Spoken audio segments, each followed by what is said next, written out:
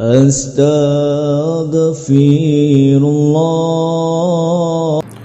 Bismillahirrahmanirrahim. Assalamualaikum warahmatullahi wabarakatuh. Alhamdulillah wassalatu wassalamu ala Rasulillah wa ala alihi wa sahbihi wa mawalah wa la hawla wa la quwata illa billahi wa ba'du. Perhatikan kitabnya, kita lanjutkan kajian kita, masih membahas hadis Arba'in Nawawiyah, dan kita masuk pada hadis ke-24. Kita baca hadisnya baru kita jelaskan.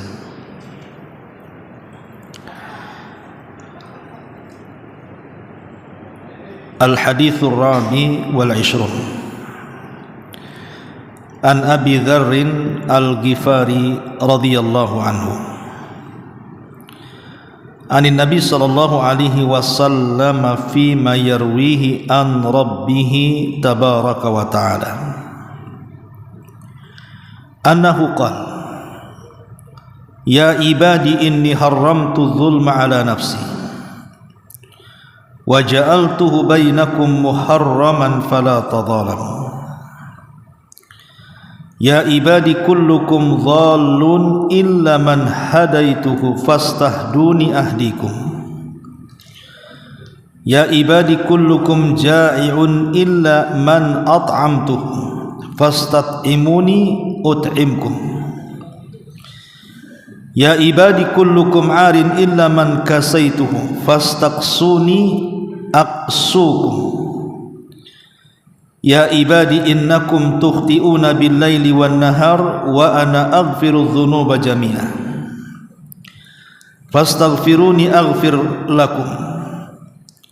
Ya ibadi innakum lan tablughu dhurri fatadhurruni wa lan tablughu naf'i fatanfa'uni.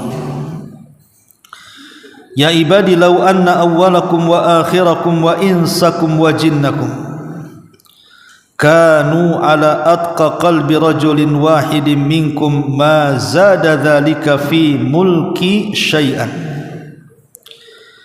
Ya ibadi law anna awwalakum wa akhirakum wa insakum wa jinnakum kanu ala afjari qalbi rajulin wahid ma naqasa dhalika min mulki syai'an.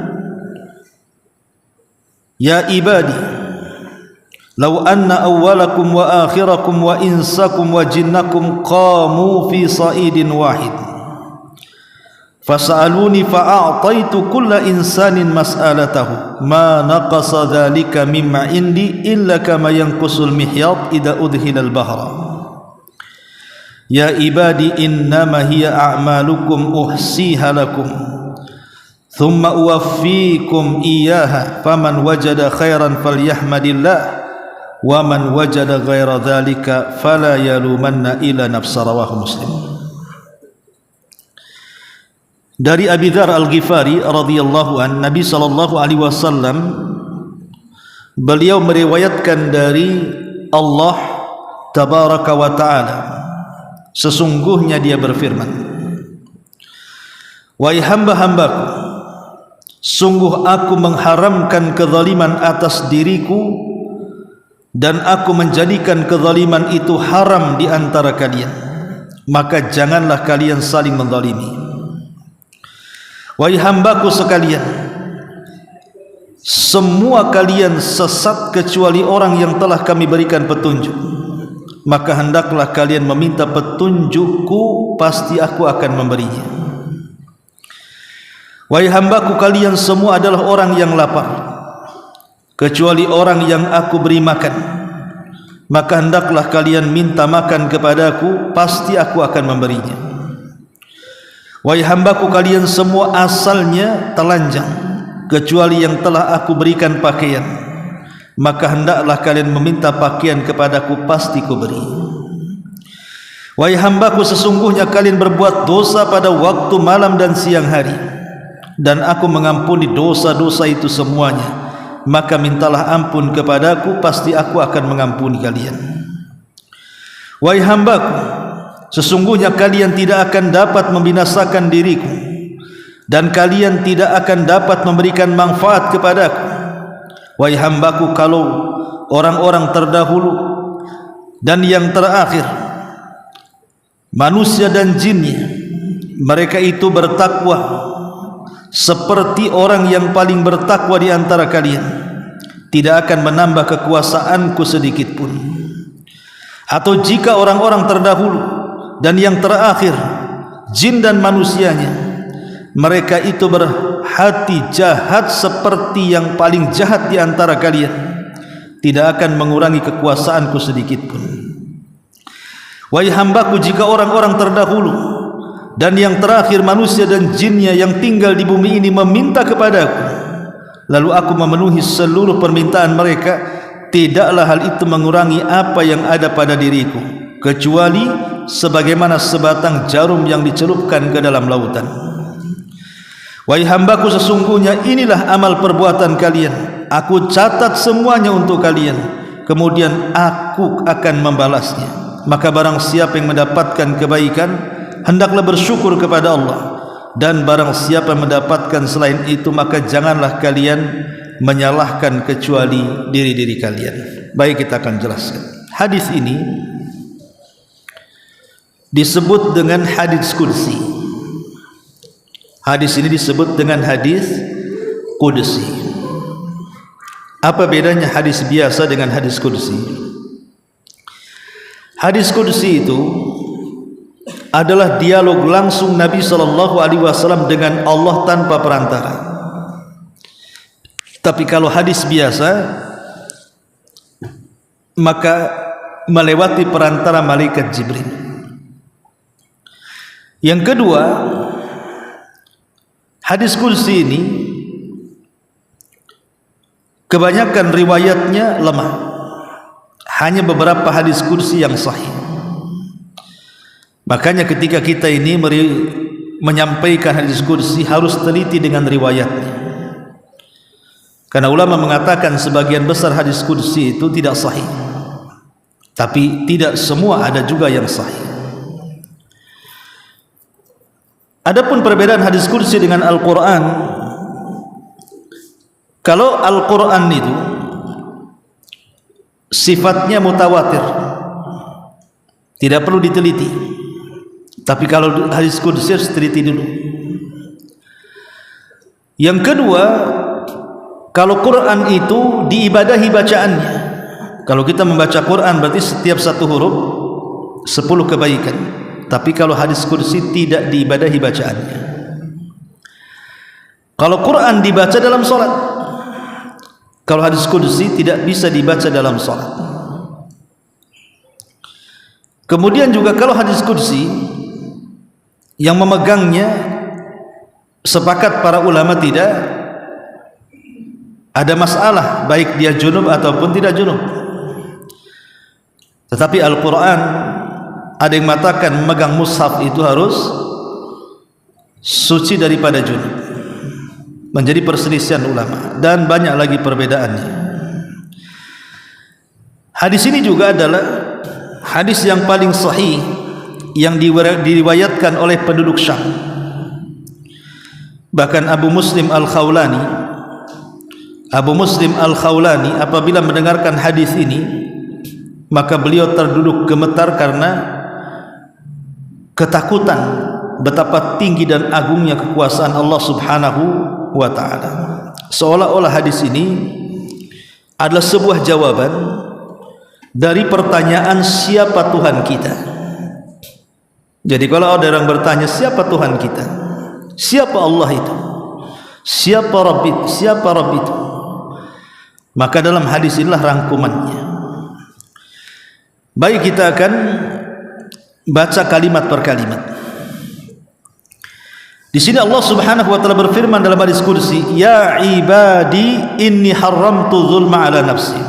Wahai hambaku, sesungguhnya aku haramkan kezaliman atas diriku, wa ja'altuhu bainakum muharraman, dan aku jadikan kezaliman bagi kalian juga haram.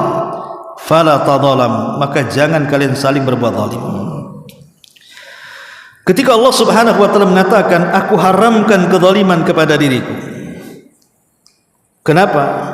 Ini menunjukkan tamamul adli, kesempurnaan keadilan Allah, di mana Allah Subhanahu wa taala zat yang maha adil dan membenci kezaliman. Makanya Allah haramkan kezaliman kepada dirinya sendiri, karena dialah zat yang maha adil dan zalim itu lawan daripada adil. Karena Allah Subhanahu wa taala zat yang maha adil dan Allah nafikan kezaliman kepada dirinya, maka Allah juga menyukai dengan keadilan. Dia tidak mau di antara hamba-hambanya ada yang jatuh kepada kezaliman, dan Allah menghendaki hamba-hambanya di atas keadilan. Makanya Allah katakan di sini, wa ja'altuhu bainakum muharraman, dan aku jadikan kezaliman itu haram bagi kalian. Fala tadzalamu, maka jangan saling menzalimi. Allah Subhanahu wa taala bukan saja zat yang tidak mungkin berbuat zalim, karena Allah mencintai keadilan, tapi Allah juga tidak bisa dizalimi karena ketinggian dan kebesaran dan kekuatan Allah, sehingga Allah tidak bisa disentuh siapapun. Tapi kita seorang hamba, terkadang kita di pihak orang yang berbuat zalim, terkadang kita di pihak orang yang dizalimi. Itulah bedanya kita dengan Allah Subhanahu wa taala. Allah tidak mungkin berbuat zalim dan Allah tidak mungkin dizalimi, tapi kita manusia bisa melakukan kezaliman dan bisa juga dizalimi. Kalau begitu, disinilah perbedaan antara Khalik dengan makhluk. Taib, bicara tentang kezaliman, zalim ini terbagi menjadi tiga. Ada zalim terhadap diri sendiri, ada zalim kepada orang lain, dan ada zalim kepada Allah Subhanahu wa taala. Adapun zalim kepada diri sendiri adalah dengan memanfaatkan badan kita ini untuk bermaksiat, minum khamr, narkoba, begadang semalaman, kesana kemari, motor-motoran dan begitu terusnya, ya, anak-anak muda itu dia sedang menzalimi dirinya sendiri, menghabiskan waktunya untuk bermaksiat dan untuk sesuatu yang tidak ada manfaatnya. Adapun zalim kepada manusia, seperti seseorang menggibah, menghina, mencaci, memaki, mengambil barangnya, mencuri, membunuh dan begitu seterusnya.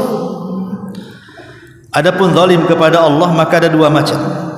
Ada zalim yang tidak akan pernah terampuni kesyirikan, ada zalim yang terampuni selain daripada itu, selain daripada kesyirikan, di bawah kehendak Allah Subhanahu wa taala.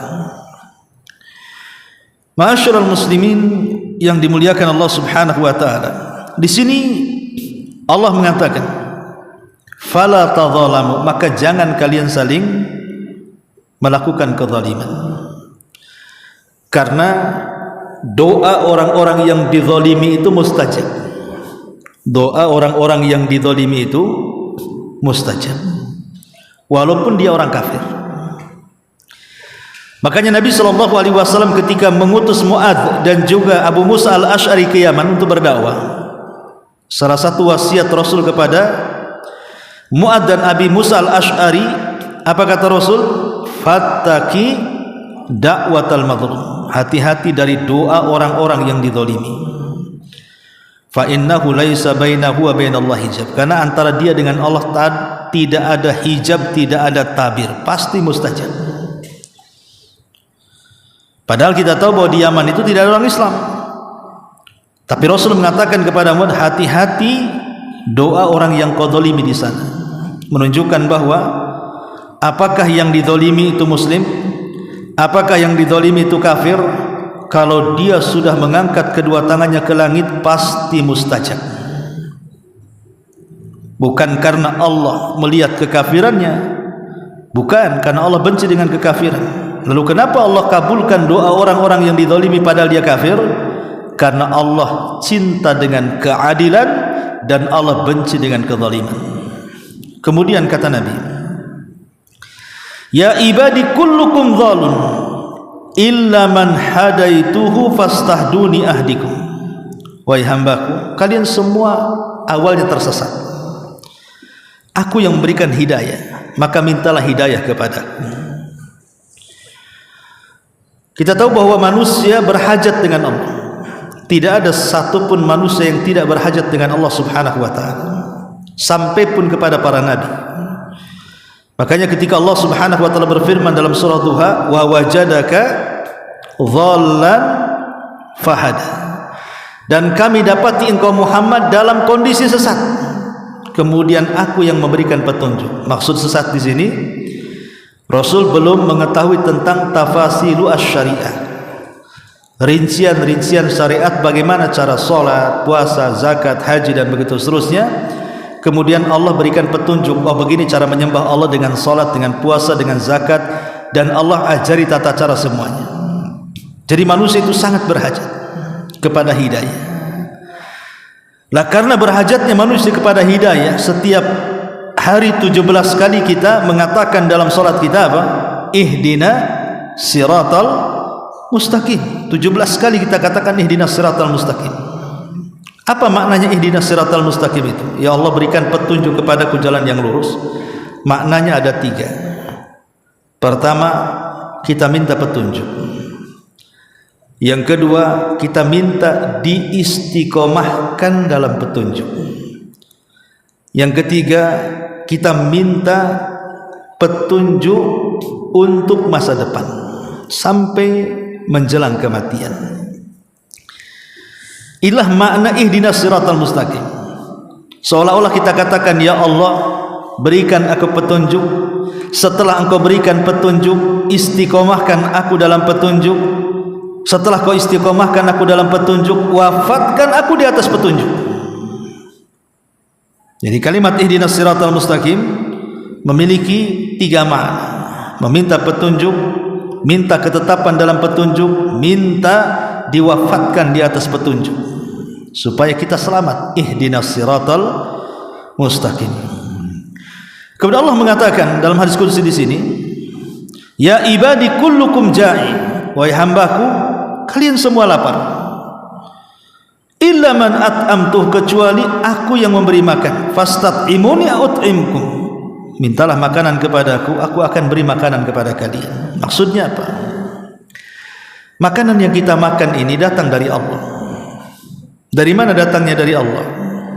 Kita lihat padi, jagung, kemudian gandum yang menjadi makanan-makanan pokok. Dari mana adanya beras? Dari padi. Dari mana adanya padi? Dari biji padi. Tugas kita itu hanya meletakkan biji saja, kemudian menyiram dan merawat. Adapun yang menumbuhkan padi itu siapa? Allah. Tugas kita hanya meletakkan biji jagung. Lalu yang menumbuhkan biji jagung itu siapa? Allah. Jadi kita ini hanya meletakkan biji-biji, yang menumbuhkan semuanya adalah Allah subhanahu wa ta'ala.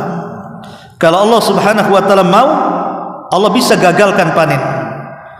Kalau Allah mau, Allah akan perbaiki panen sehingga menjadi swasembada. Makanya lihat, kalau Allah subhanahu wa ta'ala mau, ketika hendak dipanen, tahu-tahu banjir, tak jadi panen. Ketika hendak dipanen, datang hama di mana-mana, akhirnya bangkrut panennya. Ketika kemudian panennya bagus, tahu-tahu jatuh harganya, akhirnya tidak bisa dijual. Semua adalah kehendak Allah.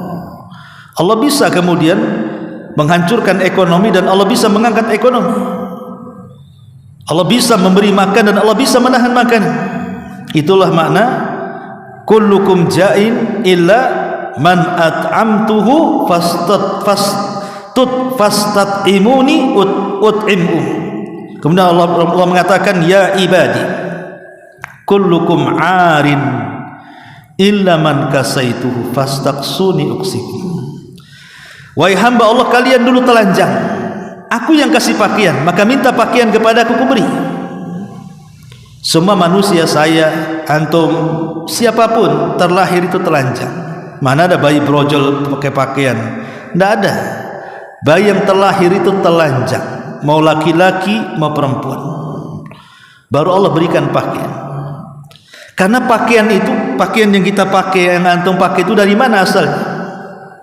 Dari tumbuh-tumbuhan, dari binatang-binatang. Tumbuh-tumbuhan ini siapa yang menumbuhkan? Allah. Jadi semua kembali kepada Allah.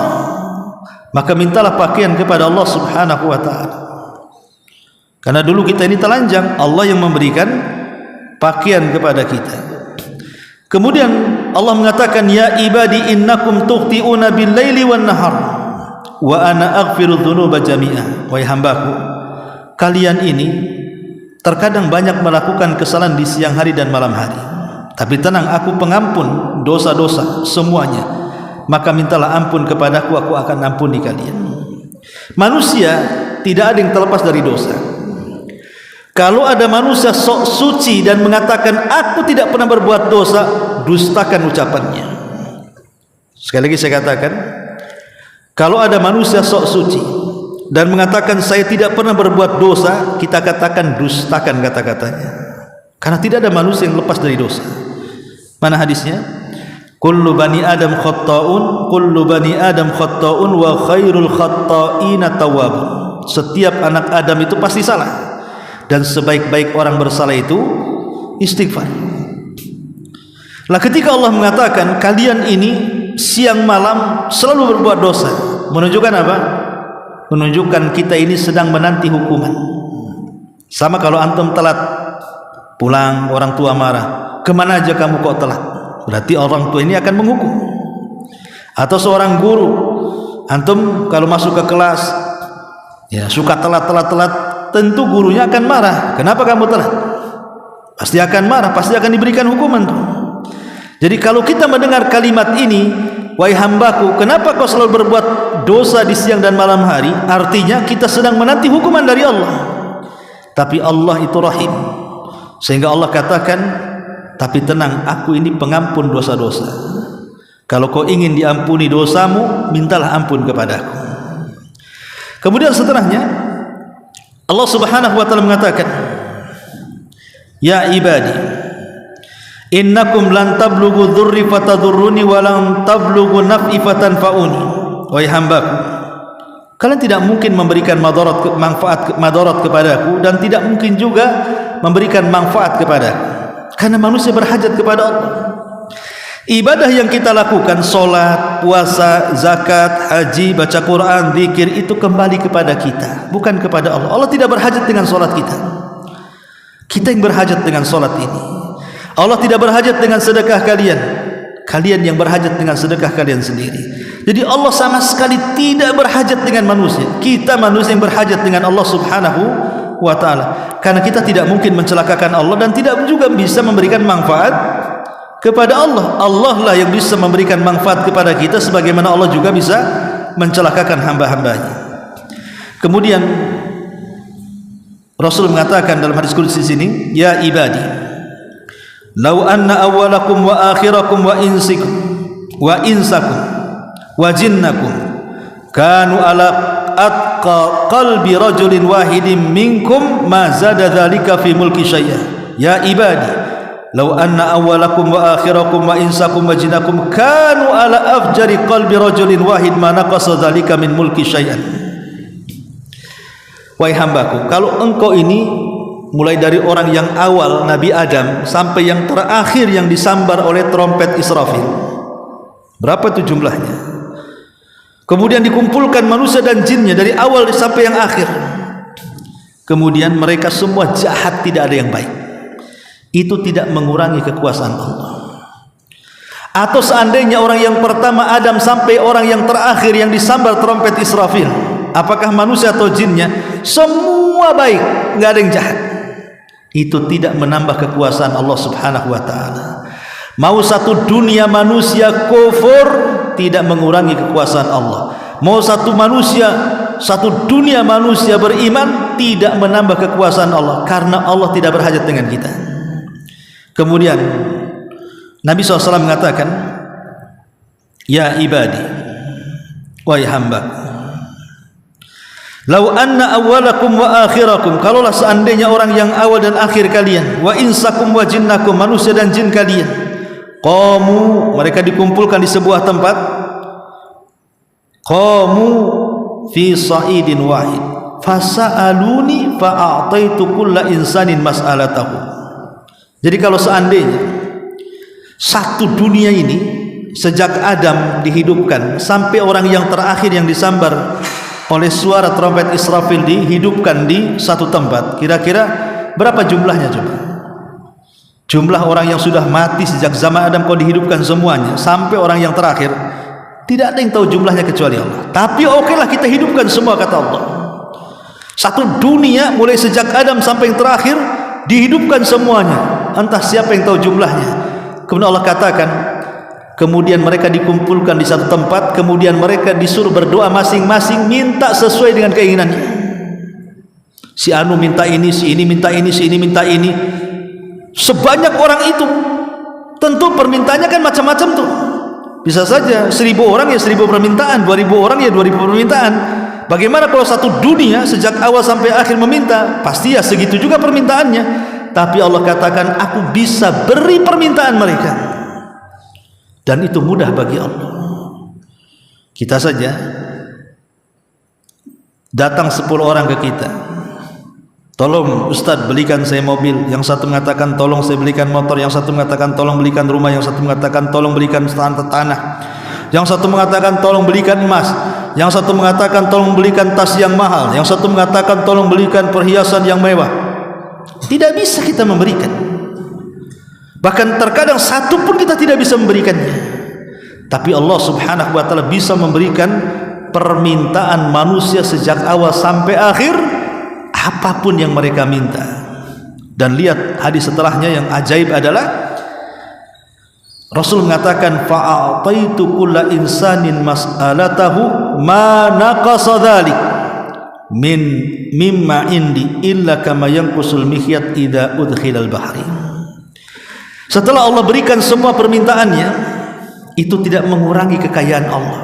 Kalau di dunia kita manusia, kita punya mobil satu, diminta orang kemudian kita kasih, hilang mobil kita. Ada orang datang ke kita minta rumah, kita kasih, hilang rumah kita. Kalau ada orang minta uang 100 juta, kita kasih, hilang 100 juta. Ini Allah memberi semua permintaan dari awal sampai akhir, tidak mengurangi kekayaan Allah sama sekali, kecuali seperti jarum yang ditusuk ke lautan kemudian diangkat lagi, di ujung jarum itu ada tetesan. Seperti tetesan inilah cukup untuk memberikan semua permintaan orang awas yang sampai akhir dari jin dan manusianya. Lautan itu kekayaan yang tidak pernah bergeming. Kemudian Rasul akhiri hadisnya, ya ibadi innama hiya a'malukum uhsiha lakum thumma uwaffiyakum iyyaha faman wajada khairan falyahmadillah wa man wajada ghaira dzalik fala yalumanna illa nafsa. Wahai hambaku, sesungguhnya inilah amal perbuatan kalian, aku catat semuanya untuk kalian, kemudian kami akan membalasnya. Jadi manusia terbagi menjadi dua. Ada yang ketika di dunia banyak melakukan kebaikan, maka catatannya semua baik. Yang kedua, ada manusia selalu berbuat kejahatan, maka catatannya semua dosa. Maka di sini Rasul mengatakan, barang siapa yang mendapatkan kebaikan karena apa yang dituai di dunia, dia selalu beramal saleh dan beribadah, maka hendaklah bersyukur, dia mendapatkan surga. Tapi barang siapa selain daripada itu dia selalu berbuat jahat, maka siap-siap menuai keburukan di akhirat, dan jangan kalian celah kecuali diri-diri kalian. Inilah di antara ringkasan hadis qudsi tentang keagungan Allah Subhanahu wa taala. Wallahu alam. Subhanaka wa bihamdika asyhadu an la ilaha illa anta astaghfiruka wa atubu ilaik. Allahu taala alam. Assalamualaikum warahmatullahi wabarakatuh.